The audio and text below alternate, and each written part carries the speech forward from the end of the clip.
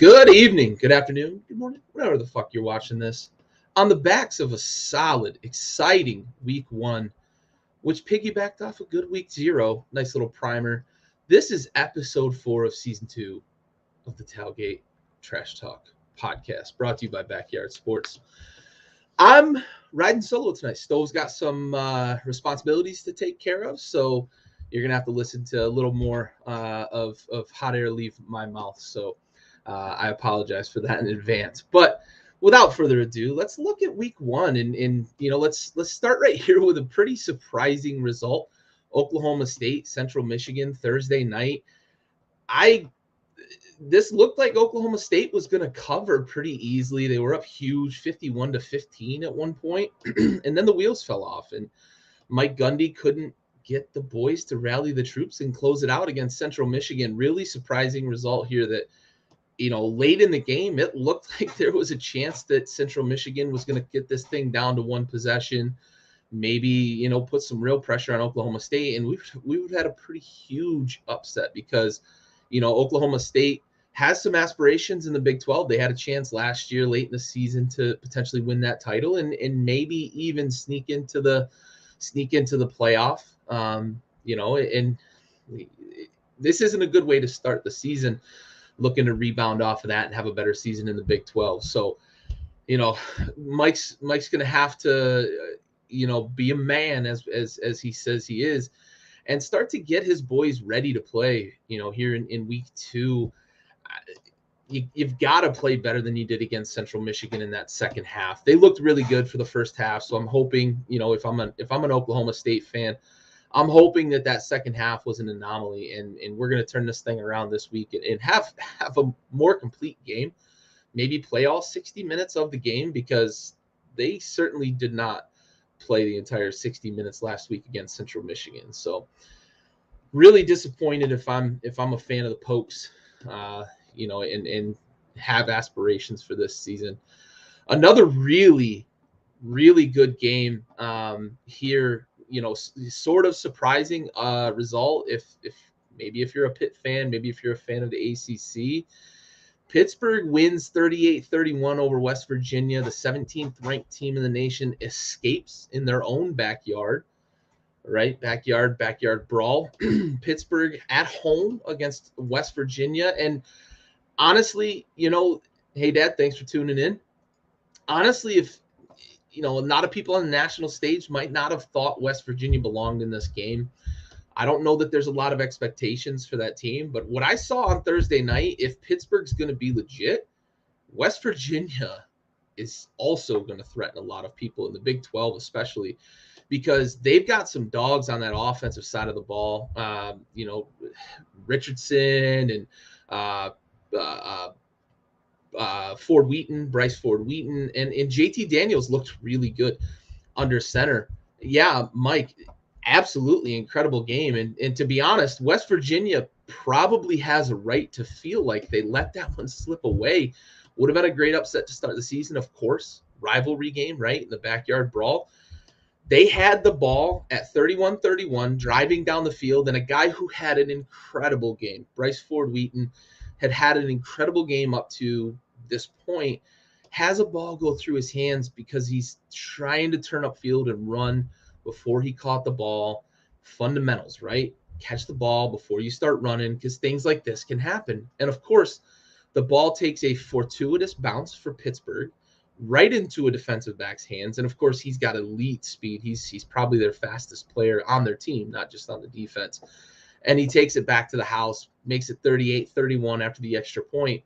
West Virginia has a chance driving late, and they miss by just a few inches. If JT Daniels can just get the ball a few inches higher, or if the receiver maybe could cut his route a little bit shorter, they've got to catch inside the 10, inside the 5, and a first down, which would stop the clock, and an opportunity to tie this game up. And who knows, right? If you can get this game into overtime, being a rivalry, having all of that momentum. So that was a nip-tuck game, really, really entertaining game. And to be honest, for a week one, it really was a splash right out of the gates, having this, Pittsburgh versus West Virginia matchup, the rivalry to begin with, and then the game delivered. Absolutely. So Looking a little later in the evening, Wake Forest VMI, kind of ho-hum here, 44-10, big underdog VMI. Wake Forest should have rolled in this game as they did. Big news for Wake Forest this week, though, off the early tune-up game against VMI, they get the news that Sam Hartman, who had a procedure done in the offseason, and they were a little hush-hush about it, but he had a blood clot removed. It's been revealed this week. So he has been cleared physically, medically cleared to resume football. He may play for them this weekend. I haven't seen an updated announcement yet that says he will, but that's a big get for Wake Forest because he was really the general of that offense last year, an offense that scored a lot of points. It was quite prolific.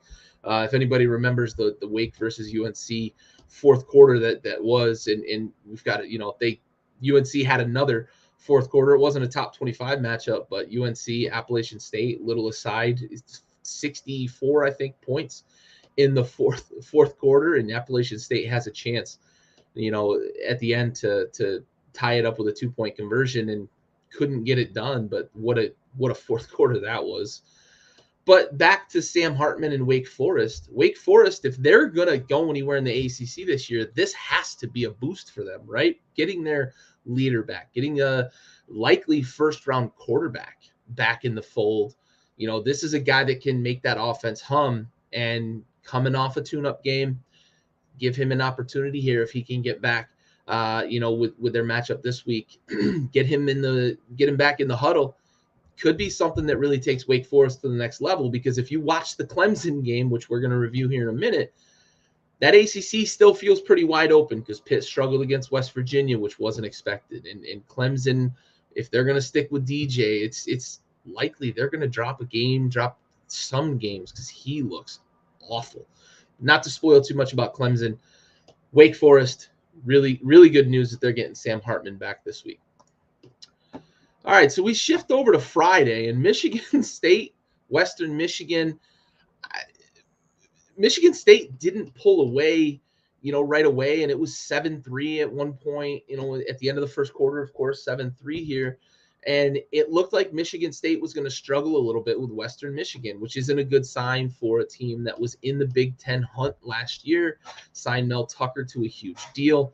They end up pulling away, score 28 points the rest of the way, and win by a bucket full, but not a great start for them. It looks like they're struggling a little bit from what the pieces of this game that I caught. It looks like they're struggling a little bit to get the running game going. And of course, you lose Kenneth Walker, a Heisman candidate last year. It might be a situation where they're going to have to feel their way through this for the first few games of this season before they get into Big Ten play. If you're a Michigan State fan, you're probably not super encouraged by the way that game started, but the way it finished, you're looking at a Michigan State team that, as long as they can start to get things going, should be okay. Saturday, we shift into Alabama, Utah State, 55-0. The line was like 51 or something in this. This was to be expected. Utah State, despite getting a win there in week 0, really can't stack up against Alabama. Little tune-up out the gate. Bryce Young looks crisp. Looks like Alabama's offense is reloaded after losing guys last year to the draft, and big starters for them. They just go ahead and reload because that's what Alabama does. Ho-hum, 55-0 over Utah State. The big game of the weekend, probably the biggest matchup, depending on whether you're a fan of a different team or not, Ohio State, Notre Dame, and this was another game for me that I kind of had to eat a little bit. I had taken Oklahoma State to cover. I took West Virginia outright. I had a rough weekend with my picks, rough weekend with the wagers against the lines. But another one here, I had kind of disrespected Notre Dame, saying that Ohio State was going to roll by 4 scores, 24 points or so, and Notre Dame hung in. That defense looks real.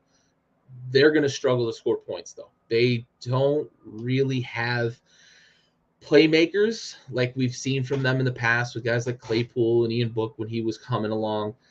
It's going to be a struggle for them to score points this year, but man, that defense is going to keep them in a lot of games because Ohio State is loaded on offense with talent. Despite losing Garrett Wilson and Chris Olave, they are pretty loaded on the offensive side of the ball with talent. And Notre Dame was able to hold them to 21 points. And really, for large portions of this game, the Ohio State offense looked out of sorts because of what Notre Dame was able to do. They've got a lot of big-time players on the defensive side of the ball there at Notre Dame. Watch out in next year's draft. There's going to be some guys coming off the board in the first round off that defense. So big weekend, for Ohio State to get a win over a top 5 school. Notre Dame rightfully doesn't drop too far in the polls because they lost to the number 2 team in the country. As of last week, of course, the rankings flopped this week. If you've seen them come out, where Georgia moved up to 2 and Ohio State down to 3. But big top 5 matchup here, and Ohio State's they've got a notch in their belt, right? They've got a pelt on the wall that they can say, we've got to win over a top 5 opponent. And of course, those are always uber important down the stretch when it comes to playoff time. If Ohio State loses a game in Big Ten play, they can always hang their hat on saying, we've got a top 5 win. Any other one-loss teams might not have such a claim, right, to stake in terms of getting into the playoff chase. Georgia, Oregon, another matchup here of top 25 teams, number 3 versus number 11, and this didn't look like a matchup of 2 top 25 teams. Honestly, though, this sort of goes to form, right?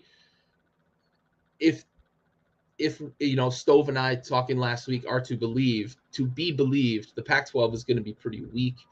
And the weekend really ended up showing that. Utah, we're going to talk about that here in a minute. They go down. Oregon goes down big to Georgia. Not a great weekend for the high-ranked teams there in the Pac-12. USC salvaged a bit, but here Georgia just steamrolled. And a bit unexpected because Georgia did lose. They lost Cook and they lost Pickens and ton on the defensive side of the ball, but man, they've got some dogs again this year on defense. Oregon never had a chance. They couldn't get anything going. And Bo Nix didn't look great at Auburn, most of the time when he was playing in Auburn. And he kept going with that here in this game. Would he end up with 4 turnovers, I think, by the end of the day? A couple of picks early that really kind of started the avalanche, and Georgia just kept going with it.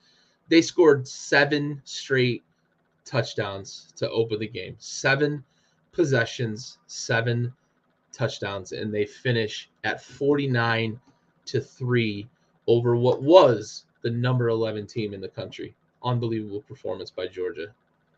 A&M, Sam Houston. I think the only surprise here is that it was only 31. Sam Houston, far inferior. A&M's got some issues at quarterback, and they're going to have to figure that out going forward, because this is a team that's got big-time aspirations. They have the number 1 recruiting class, reloaded the cupboards, but 31 points against Sam Houston is an issue on the offensive side of the ball. For a guy in Jimbo Fisher, who quite frankly has had really good success with quarterbacks in the past, winning a Heisman with Jameis Winston, scoring a ton of points at Florida State. They scored quite a bit last year, right? They averaged a lot of points a game last year.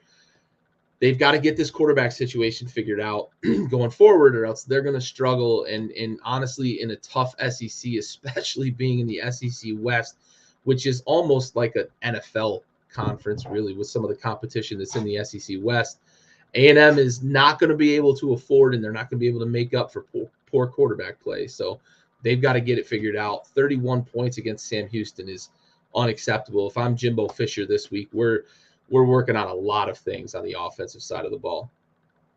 One of the upsets of the weekend here, and there was a lot of talk from SEC folks that Florida shouldn't have been an underdog. Vegas had the line pretty close. If I remember correctly, it was like 3 or 3.5. In the Swamp, of course, tough place to play. But number 7, Utah, who had college football playoff aspirations to start the season, especially based on how they finished last season, goes into the Swamp and they get beat 29-26. The Heisman candidacy has started there in Florida. They're gonna have some things to talk about, remind them of the Tebow years and the Chris Leak days, and they've got something going. I'm interested to see if they can keep it going. I think that Utah got a little bit shell-shocked, and unfortunately for them, it's going to be tough for them to recover from a loss to an unranked opponent if Florida doesn't continue to win games this season in a tough SEC. They've got to play Georgia. They've got a couple opponents from the SEC West, and Florida to start the season wasn't really expected to be that good. So this is not a good loss for Utah. This isn't one that they're going to be able to hang their hat on and say, yeah, but they're a really good team, or yeah, but they're a top 5, top 10 teams, because I don't believe that's what Florida is. So tough one to recover from. Utah's going to have to run the table to have a chance of getting in the playoff. All right, Colorado State, Michigan, 44-point win here for Michigan, as they should, rolling heavy against a far outmanned Colorado State team. Harbaugh with his fucking weird quarterback drama. I don't know what he's doing. We talked about it last week. Like, what's he doing starting one guy one week and one guy the next? And then mid-game, he goes from one quarterback to the next. It's a mess. When you have two quarterbacks, you have no quarterbacks. Michigan, I worry, if I'm a Michigan fan, I worry what this means for the rest of the season, because this isn't what you want under center. This isn't the decisions you want. Yeah, maybe in Harbaugh we trust because of the Big Ten championship last year and making the playoff, but I don't see this ending well with this quarterback carousel, this quarterback flip-flopping that they're doing. So, for me, it's pick one and stick with it. We'll see, right? Maybe Harbaugh knows what the hell he's doing, but it don't make any sense to me. Yeah, Mike, I don't know what the fuck Harbaugh's doing. Anyway, Oklahoma UTEP. Oklahoma rolls over the Miners, 45-13. Nice debut for Brent Venables. The schedule was favorable, right? You get a nice little tune-up as your first game as a head coach of a major college program here after years of working as Dabo Swinney's defensive coordinator. Brent Venables, nice debut. Oklahoma looks like they've got some guys, and they're not going to miss Caleb Williams' transfer too much. It appears they got some really good play from the offensive side of the ball, running the ball pretty well, pretty decent play under center, and you expect, right, that defense for Oklahoma is going to be better and maybe be one of the best in the Big 12 because of who they've got at head coach, right? Brent Venables had some of the best defenses in college football, coached some of the best playmakers on the defensive side of the ball when he was at Clemens, guys like Cleveland Farrell and Isaiah Simmons, and the list just goes on with guys that played at Clemson that were phenomenal and of course thrived under the tutelage of Brent Venables. So if that offense can continue to score points for Oklahoma, they might run away with the Big 12, because I'm not sure Oklahoma State after week 1 has what it takes to contend in the Big 12. Baylor, they've got a real tough matchup this week, a top 25 matchup, and you wonder if they're going to be able to capture some of the same magic they captured last year. So Oklahoma, if that defense plays well and that offense can continue going, this might be Oklahoma's conference to lose. All right, speaking of Big 12, Baylor plays Albany, and as I mentioned last week, if you had asked me without any context if Albany had a football team, I would have said no. They have a pretty good basketball team, but they do have a football team, and their football team got absolutely fucking boat raced by Baylor. 69 to 10, run away there. Hopefully, if you're Baylor, hopefully this is a sign of things to come, but I don't know how much of a gauge a team like Albany can be. They're not really a contender even at the FCS level. Yeah, so be it. Baylor, you'd like to get off to a nice tune-up here, but we'll see. They've got some litmus test games coming up. NC State, East Carolina, maybe the scare of the weekend, here at the number 13 ranked Wolfpack. And we talked about the number being short. Vegas had this, I think it was 6.5 or something like that. In East Carolina, they obviously knew something we didn't. I thought NC State would roll pretty good here. They've got probably the best quarterback in the country. They didn't look good. On offense, they were kind of choppy, a little bit out of sync.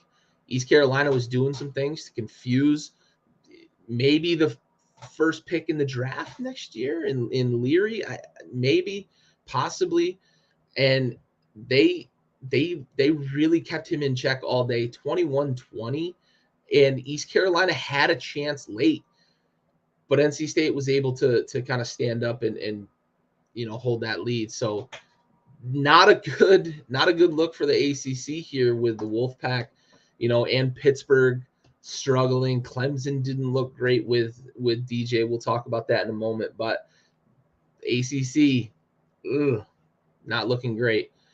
USC, Rice, just mentioned Oklahoma, the coach who vacated that position, which allowed Brett Venables to get a head coaching position, goes out to USC, takes Caleb Williams with him, and Caleb Williams starts what a lot of people think is going to be a Heisman candidacy with a really efficient, really high-powered, potent offensive display against, of course, let's temper it a little bit because Rice was very outmanned here, but USC puts up 66. They look like they're off and running under Lincoln Riley, and it's tough as Rice to go all the way out to LA and have to play against a team that's loaded with some talent there. So good debut for Lincoln Riley and USC and Caleb Williams, of course.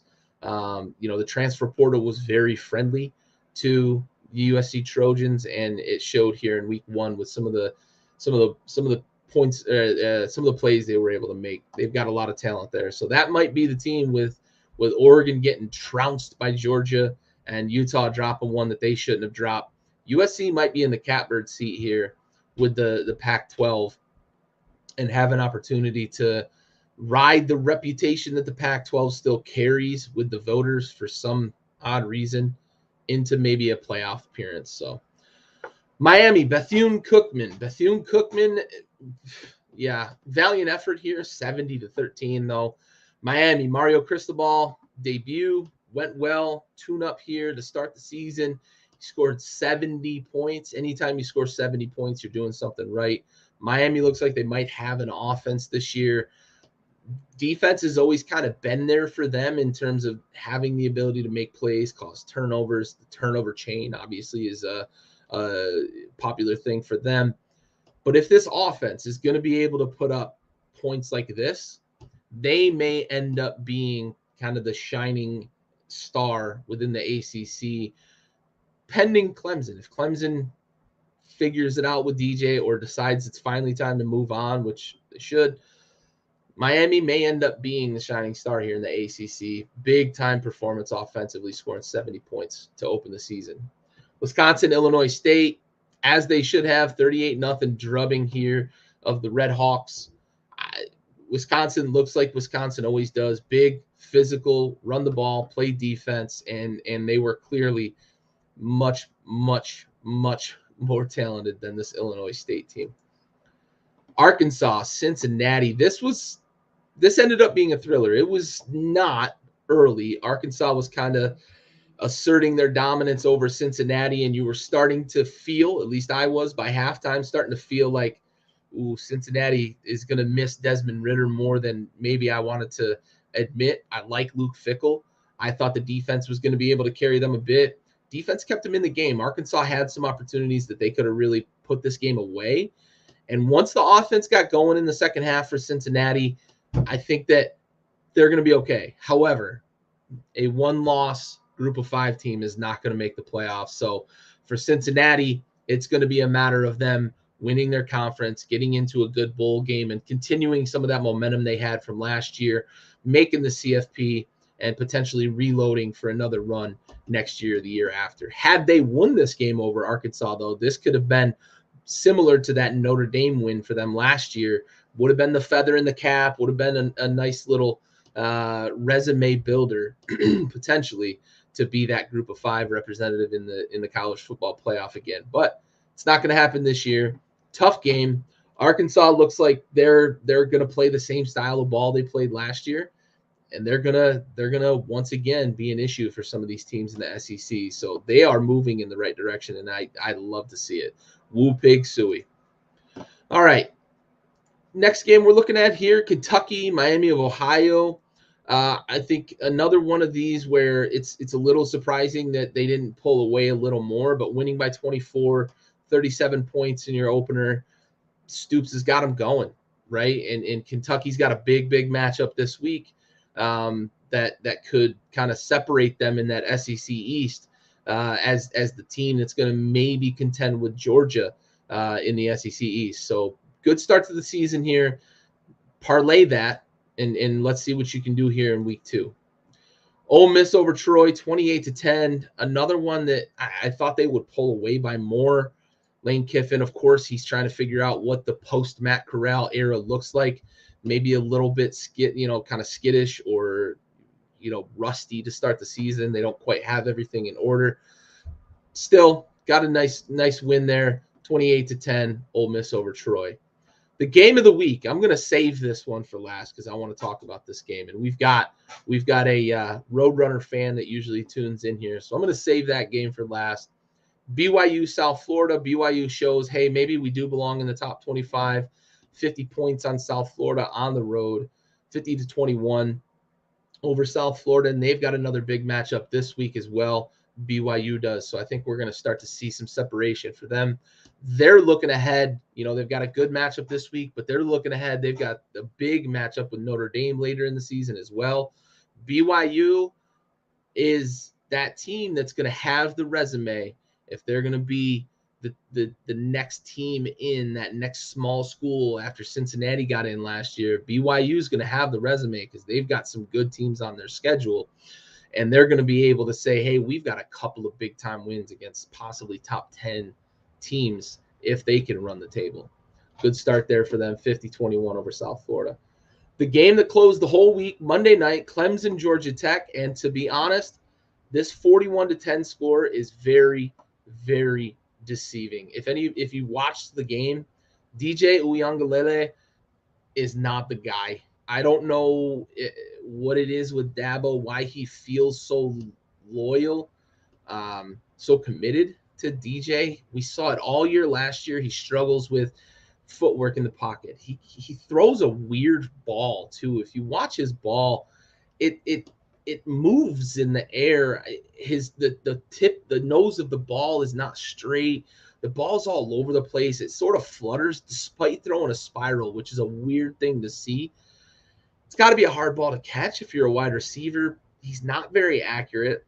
He's sort of athletic, but he doesn't use it very well. Ended up having a rushing touchdown in that game, but he doesn't look graceful when he's navigating the pocket, navigating pressure, navigating down the field. He doesn't look super graceful.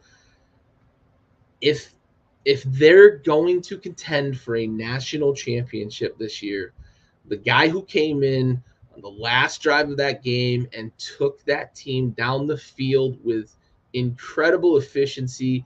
He looked poised, made the right decisions, threw a couple of balls away when there wasn't anything there, moved through his progressions really quickly. Cade Klubnik, the number 1 quarterback prospect coming into this year, he's waiting in the wings, and I don't know how long of a leash Dabo's going to have for DJ, but in my opinion, that leash should not be as long as it already has been this year.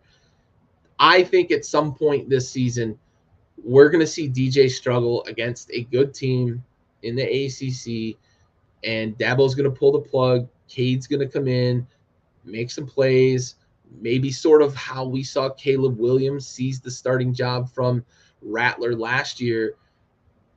Klubnik is the guy, and I know he's a freshman, a true freshman, but he's the guy in Clemson.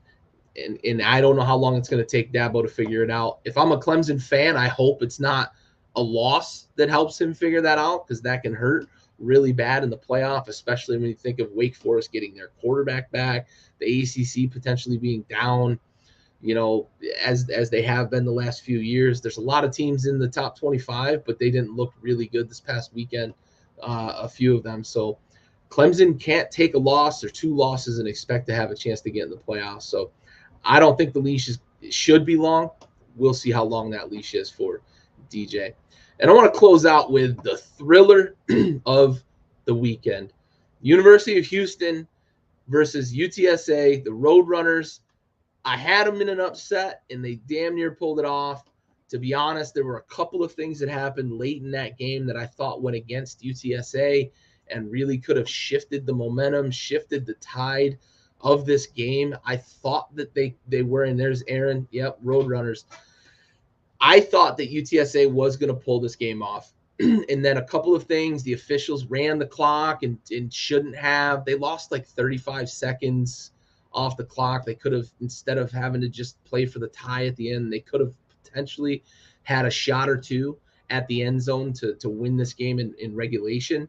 And to be honest, the way they were moving the ball against this Houston defense, and they've got a sneaky good dual threat prospect there. If teams at the next level are looking for backups for certain guys, right? Tennessee took Malik Willis. If they're going to embrace the running aspect of the quarterback in their offense, Baltimore, San Francisco, you could see potentially UTSA here, at the quarterback position might have a guy that could be sneaky, and an NFL team could look to slot him in as their backup and potentially have a guy that can come in and be seamless. Frank Harris, remember that name. Could be a seamless transition from a guy like Lamar Jackson, Malik Willis, Trey Lance out in San Francisco. If you're looking for a reliable insurance policy. So very athletic guy, pretty strong arm, pretty accurate too. A lot of those guys, sometimes when they're those run first, run frequently guys, sometimes the accuracy can pay the price a little bit. But I like, Harris threw some darts in that game. But overtime, the fucking rules of college football, we've got to get away from this fucking 2-point conversions after triple overtime, because it just ruined what an incredibly exciting game. We get 2 overtimes where both teams had to match, and it was incredible. And then we go to the dumbest fucking rule in all of sports, and it's 2-point conversions back and forth. What the fuck are we doing? That is such asinine nonsense. The NCAA, I hoped that cooler heads would prevail after last season, and they didn't. And we get a kind of a dud ending to an incredible game. Get rid of the fucking rule. Play the game. Let them go. If it takes 25 overtimes, it takes 25 overtimes. Ask Ole Miss and Eli Manning how that game put him, when they went to, 8 overtimes, it put him on the fucking national radar. It's nonsense. It's nonsense that we go to 2-point conversions after 3 overtimes, or in the third overtime. Can't have it. It's almost as bad as the it's worse than it, but it reminds me of the ghosty rule in baseball, having a guy at second base in extra innings. All right, let's take a quick sponsor break here, and then we'll jump into week 2 preview. This week's sponsor, PocketPairClub.com.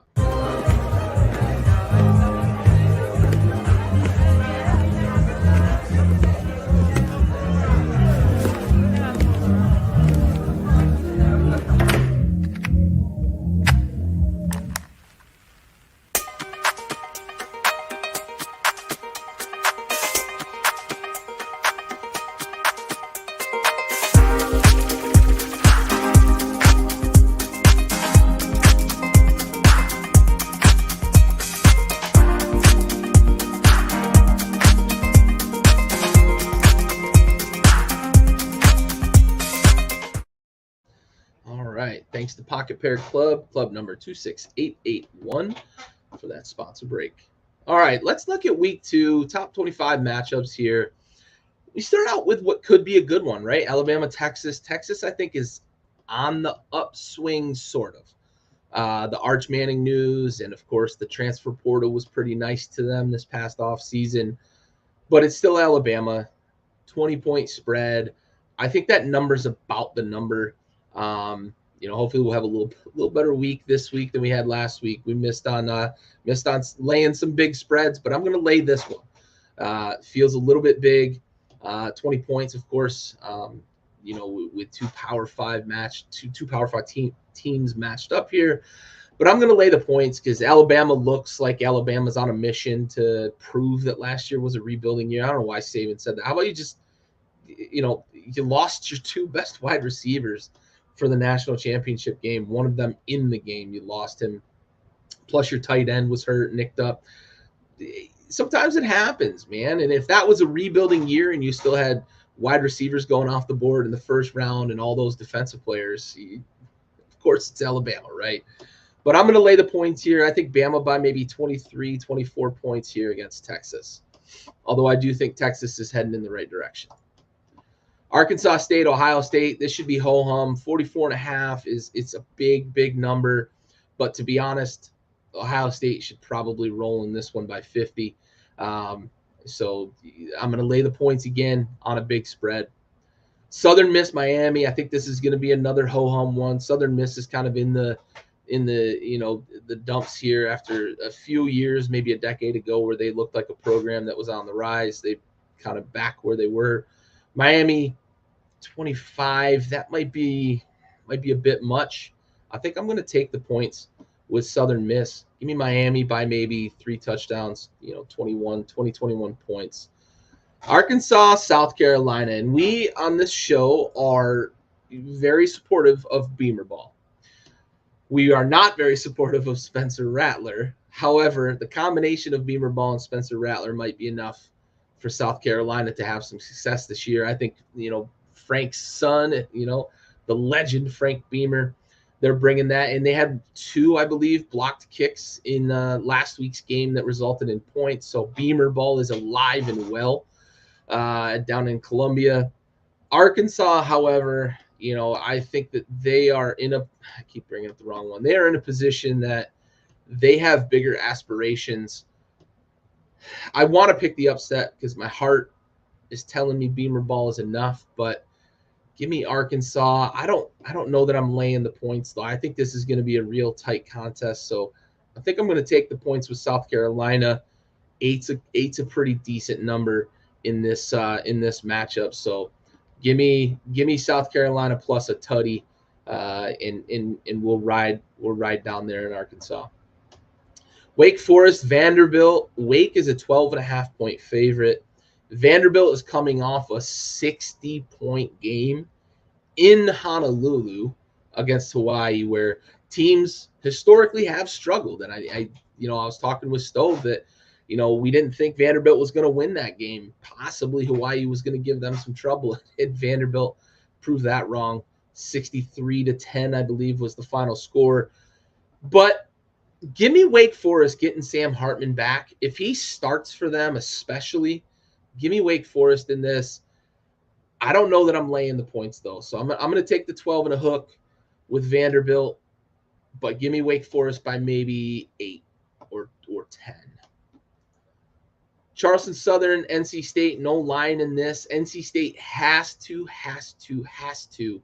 bounce back in this game and look better than they did last week against East Carolina, or it's going to be a long season down there. You have to get better production out of the offense. You've got an NFL quarterback, possibly the first off the board next year in terms of quarterbacks. You've got to look better this week against a severely outmanned Charleston Southern team. Look for NC State to tune things up here and potentially hang 50 on Charleston Southern. Southern Utah versus Utah. This is going to be a very important game for Utah to bounce back as well after that tough loss in the Swamp. I honestly thought Utah was going to drop a little further in the polls. They went from 7 to 13. But I think that is reflective of what we're going to see later here with Florida moving all the way up to number 12 after being unranked last week and not really even in consideration to be ranked. They jump all the way to 12 with a win over number 7 Utah. So I think Utah only dropping to 13 is sort of a reflection of the fact that the voters swung heavily into Florida's favor in terms of the sentiment there, and Florida jumps really high. Utah slides 6 spots, right? That's a decent fall, but it's not as far as I thought they would fall. They should roll. No line. Southern Utah, not much of a chance here. Give me maybe 40, 45 points here as Utah should hammer Southern Utah. Notre Dame, Marshall. Marshall is one of those teams that sometimes can sneak up on you. Maction, of course, is a real thing. I just don't think they've got the horses to stick with Notre Dame. 20.5. I don't love that number in terms of giving those points away for Notre Dame after what I saw from the offense last week. But I don't think they're going to score much. So it could be a game that's 31-7. So I'm going to lay the points, but I'm going to sweat it. It's not going to be an easy cover here if you're laying the points with Notre Dame. So Furman, Clemson, maybe this is the game that gets a little bit of confidence for DJ, because that was all we heard about last week during the game. Confidence. That's the big consideration for DJ. Clemson's got to figure it out. And if he comes out of the gates and struggles against Furman, that leash might get real tight. And Dabo may be looking to make a change if they're struggling against a far inferior Furman squad here. App State, Texas A&M. App State coming off that close game against UNC, potential upset, right? Would have been a nice big win for them. Nobody goes into Boone and just rolls over App State, and UNC and Mac Brown got firsthand exposure to that. A&M's got to figure out the offense. If they struggle this week under center as they did last week, they could look back on this game and say, yep, that's where our playoff chances fell right out the window. App State might go into College Station and knock off Texas A&M. 19-point spread. I'm not laying the 19, no chance. I think A&M wins. They should, but it's not going to be as comfortable as they want it to be. Give me App State plus the 19, maybe A&M by 10, maybe 13. Tennessee, Pittsburgh, big matchup here for two teams that are heading in, the same direction in terms of program, but one team won very comfortably last week against a team that they should have blown out, and the other team played a rivalry game and was on the ropes late in the game. Pittsburgh might be 0-1 if Bryce Ford Wheaton hangs on to that football. West Virginia, I fully believe, was going to head down and score a touchdown to take the lead in that game, or at least put 3 points on the board, because the best last name in all of football, Mr. Leg, kicking for West Virginia, is very reliable. Tennessee, though, laying 6.5 here. I think that number is correct. I'm going to give those points. I'm going to lay those points. Tennessee by 7. Give me Tennessee by a full touchdown here on the road, knocking off Pittsburgh.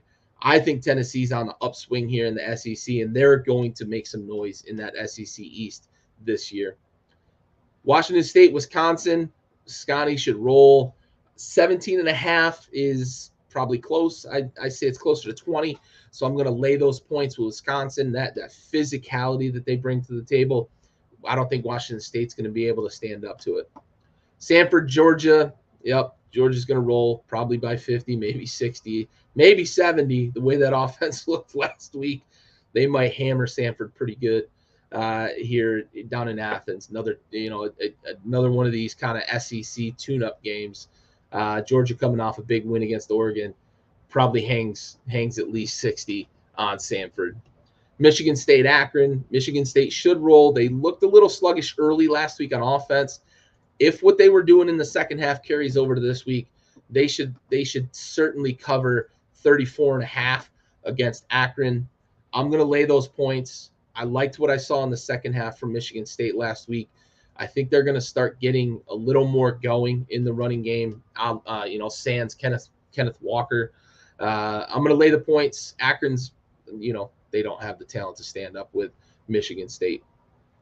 Houston, Texas Tech. So Houston drops from 24 to 25 after, their matchup last week with, UTSA. Tennessee moves up into the poll, knocks them down a spot. Florida moves up. Other teams dropping out. Houston drops down, stays in the top 25 here, but they are dogs on the road in Lubbock, and I'm right here. I think this is going to be a push. I've got Texas Tech by a field goal. I wish I could say that I want to take, one side of that spread or the other, but I'm going to push, and I'm going to say Texas Tech by a field goal here at home. Vegas, I think, is right on the nose with that number. Maybe the over is the play here. 63 seems low for a high-powered Texas Tech offense that doesn't have a ton of defense. And we saw Houston get a little bit hot on offense last week. So this is a game that could be in the 30s or 40s for each team. In the end, settled, in my opinion, settled by a field goal. Kent State, Oklahoma. Oklahoma should roll. The way they looked last week on offense, they've got a little something going there, and that defense should be just fine against Kent State. 33.5 is a lot, but I'm going to lay the points. I'm going to lay the points. I think Oklahoma's going to roll against Kent State. Take those points and run to the bank. Kentucky, Florida. Florida's a 6-point favorite coming off a huge upset of Utah in the Swamp. If they're going to prove to the nation that it was not a fluke, that they are for real, this is a game that they have to have. They cannot come out here and let an upstart on the upswing Kentucky team. Stoops has got them rolling, but you can't go out and lose this game if you're Florida after that big win over Utah. And to be honest, if I'm Utah, I'm rooting for Florida to win this game.